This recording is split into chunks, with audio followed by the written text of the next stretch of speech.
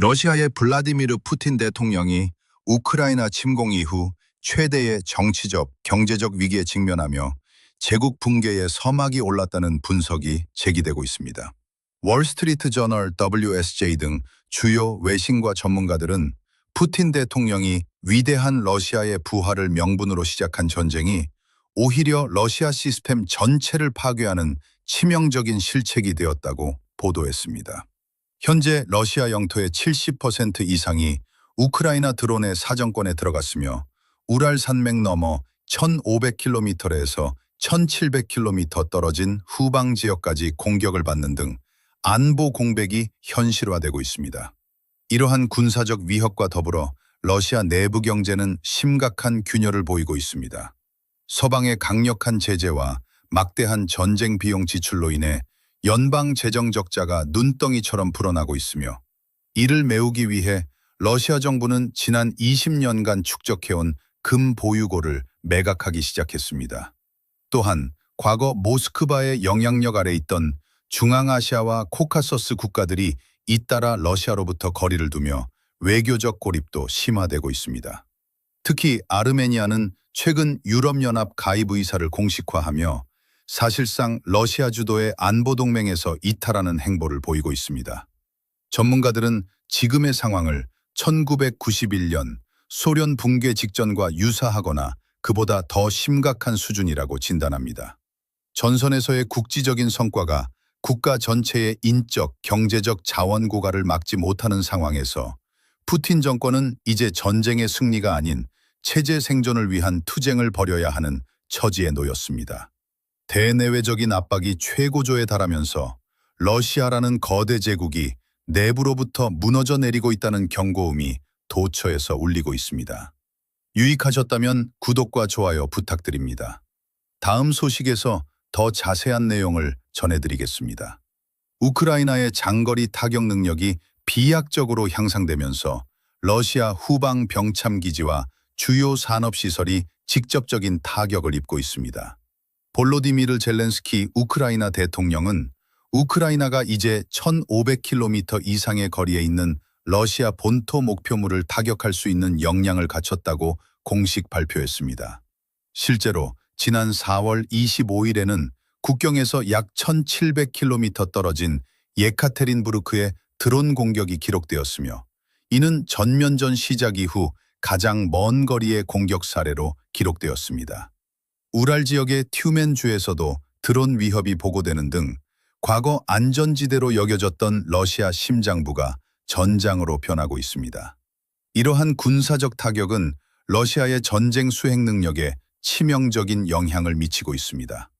우크라이나의 공격은 단순히 상징적인 의미를 넘어 러시아의 군수산업시설과 석유 수출을 위한 핵심 물류 거점을 정밀하게 겨냥하고 있습니다. 현지 목격자들에 따르면 예카테린부르크 등지에서 발생한 폭발은 지진을 방불케 할 정도의 위력이었으며 이로 인해 러시아 내부에서는 전략 공장들을 더 깊은 후방으로 이전해야 한다는 목소리가 나오고 있습니다. 그러나 1941년 당시와 같은 대규모 공장 이전은 현재 러시아의 경제적 기반으로는 불가능하다는 것이 전문가들의 중론입니다. 경제 분야의 지표는 더욱 비관적입니다. 러시아 연방 재무부에 따르면 2026년 1분기 재정 적자는 이미 4조 루블을 넘어섰습니다. 이는 2026년 한 해 전체를 위해 계획했던 예산 적자 규모를 단 3개월 만에 초과한 수치입니다.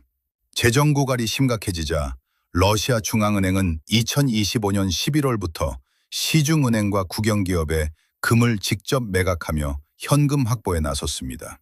20년 동안 축적해온 금 보유고를 매각하는 것은 러시아의 금융 안정성이 사실상 붕괴되었음을 시사하는 강력한 신호로 해석됩니다.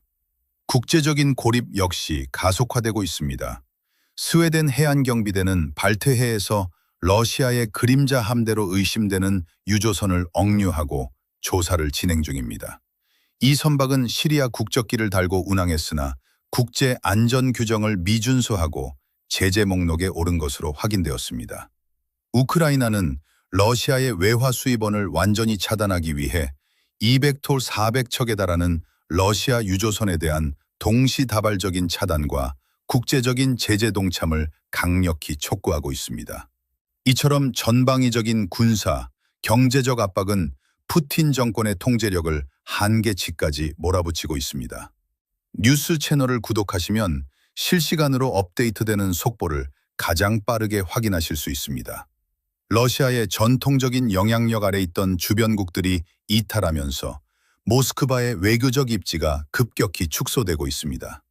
아르메니아는 최근 예레반에서 열린 아르메니아 유럽연합 정상회의를 통해 유럽으로의 전격적인 정책 전환을 공식화했습니다. 아르메니아 의회는 2025년 3월 EU 가입 절차 개시를 골자로 한 법안을 채택했으며 이에 따라 EU는 아르메니아의 보안, 에너지, 디지털 전환을 지원하기 위한 3천만 유로 규모의 평화 지원 패키지를 제공하기로 합의했습니다. 이는 사실상 러시아 주도의 집단 안보조약기구 CSTO 내 아르메니아의 활동이 중단되었음을 의미하며 전문가들은 최종적인 탈퇴 역시 시간 문제라고 분석하고 있습니다. 러시아 내부의 지역 경제는 더욱 처참한 상황에 직면해 있습니다. 러시아 재무부 보고에 따르면 중앙정부로부터 보조금을 받던 지방자치단체들의 재정 결손액은 1조 9천억 루블까지 치솟았습니다. 코미 공화국의 법인세 수입은 반토막이 났으며 오렌부르크와 큐멘넨 지역 역시 세수가 30% 이상 급감했습니다. 특히 다게스탄 지역은 최근 발생한 홍수 피해 복구를 위한 예비비조차 마련하지 못할 만큼 행정 마비 상태에 빠졌습니다. 정부는 이를 타개하기 위해 알타이 공화국의 카지노 단지를 포함한 제6의 도박구역을 신설하는 등 궁여지책을 내놓고 있으나 8조 루블에 달하는 전체 예산 적자를 메우기에는 역부족인 것으로 보입니다. 산업 현장에서는 숨은 실업 문제가 심각한 사회적 위협으로 부상했습니다. 러시아 철도공사, 가즈, 압토바즈 등 대형 국영 및 민간 기업들은 대규모 해고 대신 주 3투 4일 근무제를 도입하며 버티고 있으나 체불 임금 규모는 이미 21억 3천만 루블을 넘어섰습니다.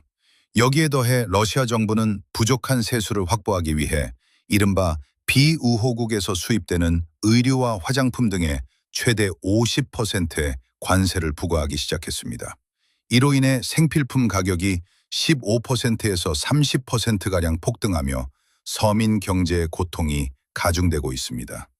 이처럼 군사적 위협과 경제적 붕괴, 그리고 외교적 고립이라는 삼중고는 푸틴 정권의 종말이 멀지 않았음을 시사하고 있습니다. 우크라이나 대통령은 이번 여름이 푸틴 대통령이 전쟁 지속과 외교적 해결 중 하나를 선택해야 할 결정적인 순간이 될 것이라고 경고했습니다. 국제사회의 압박이 강화되는 가운데 러시아 내부의 자원 고갈 속도는 통제 가능한 범위를 넘어서고 있습니다. 지속적인 취재와 정확한 분석으로 다시 찾아뵙겠습니다. 채널 구독으로 최신 국제 정세를 놓치지 마시기 바랍니다.